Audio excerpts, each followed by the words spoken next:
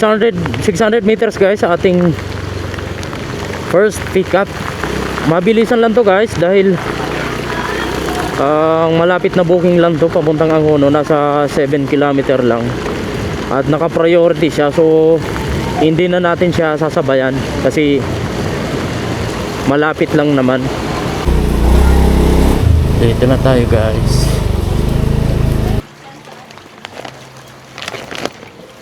Yan lang ba?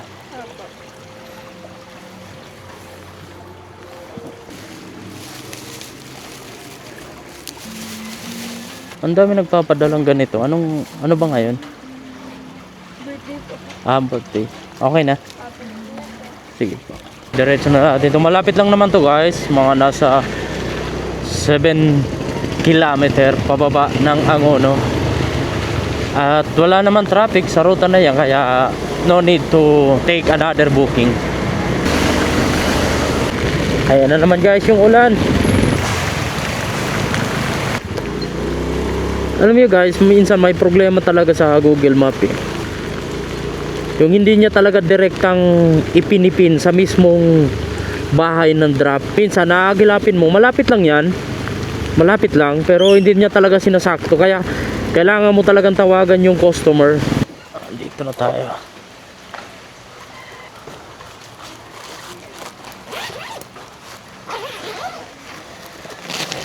Thank you.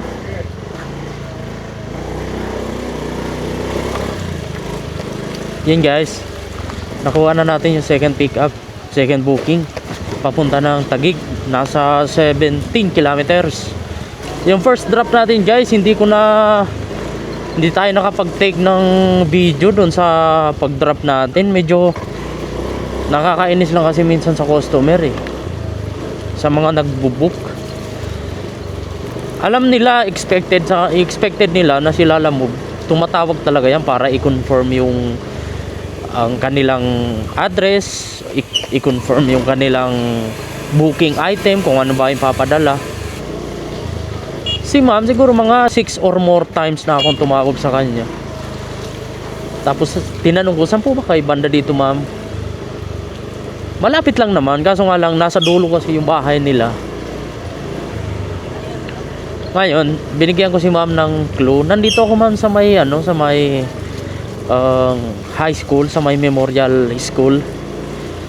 Malapit lang sa kanila, walking distance siguro mga 150 meters. Sobrang lapit lang yan guys. Hindi alam ni ma'am saan eskwelahan yan. Pag sorry ni ma'am, pagalit pa, pasensya na.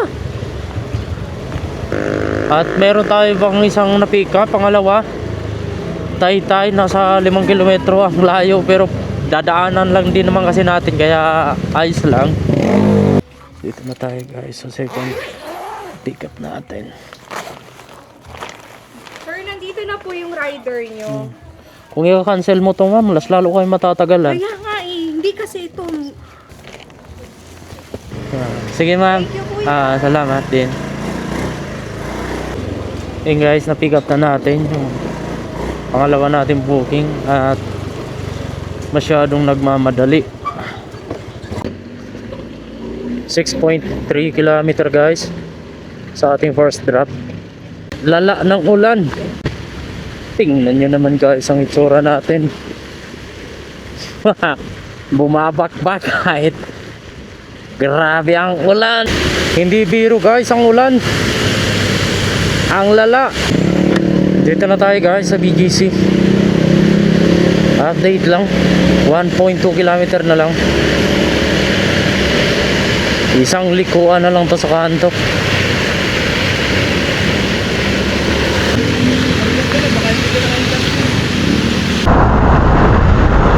Dito guys ang nakakainis.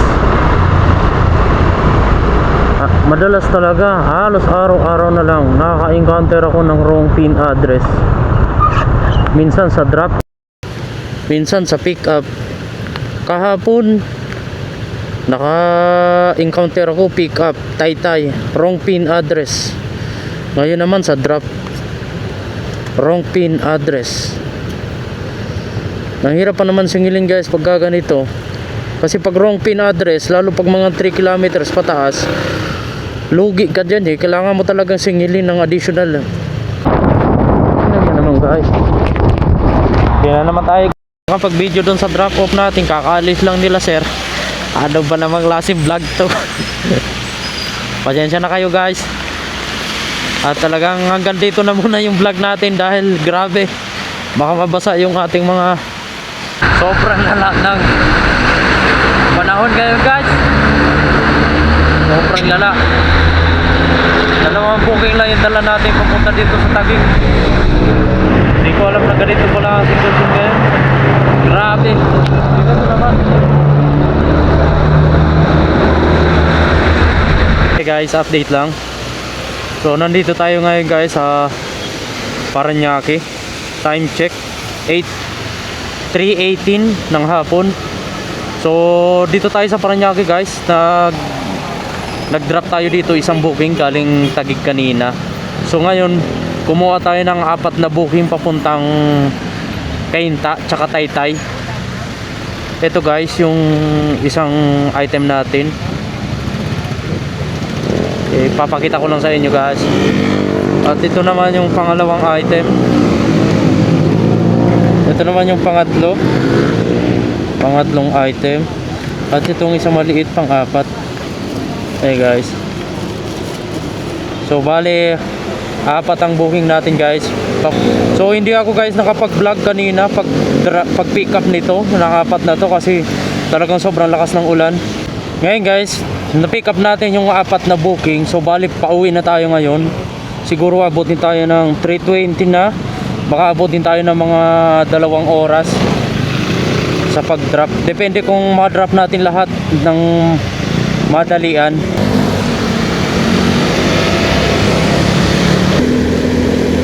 Mga ilang beses na rin ako guys nakapag pick up tsaka drop dito sa Parañaque.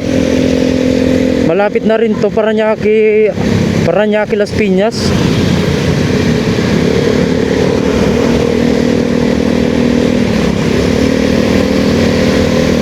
Konting ingat lang talaga guys kasi sobrang dulas. Minsan biglang bumubugso ng sobrang lakas ng ulan. Dito tayo sumorkat sa Bikutan, tagos ng C6. Dahil ang first drop natin ay Taytay. So pinaka the best way talaga, pinaka the best na ruta ay C6. So maaga pa naman, siguro hindi naman tayo gagabihin sa drop up, sa pag-drop ng 4 na booking natin. Ito mga booking natin guys ay medyo magaganda ang fare. Lahat naka-priority. Kaya naman after nito pwede na tayong umuwi. 10 kilometer guys sa ating first drop Taytay.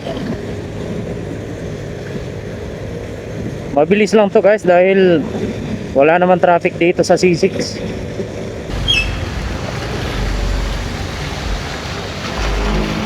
Buddy, Pasuyin mo na ako. nang I-scan mo lang naman.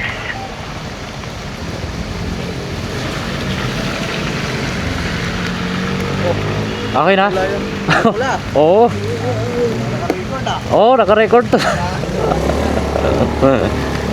Last 1 kilometer guys sa ating first drop.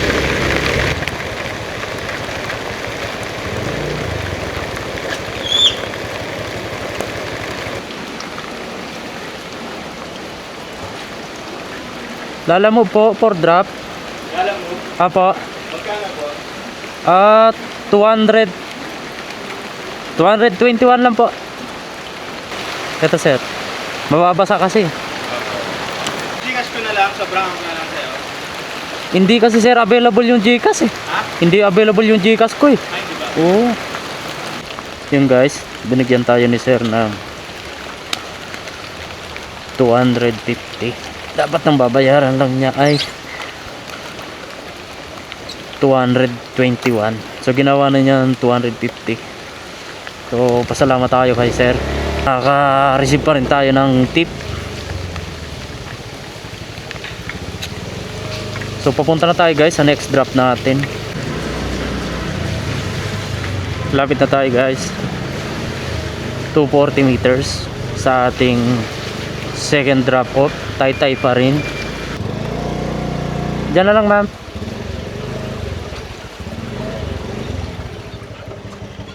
Baha pala dito sa inyo ma'am. May kasamang mouse ano.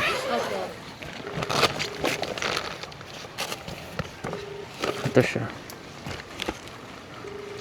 Tumatawag pa ako. Yeah. Tama po. Tama. Ah. Okay.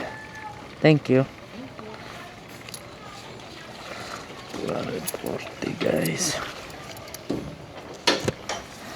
Yung pera natin nagkalat na. So yung guys, na-drop na natin kay ma'am. Second drop natin. Ay, dapat pala 198 ang babayaran ni ma'am. So binigyan tayo ni ma'am ng 240. Ang swerte guys, yung tipong medyo late ka na sa drop, pero pagdating naka-receive ka pa rin ng tip. Saan ka pa? Ang camera natin guys 7% na lang.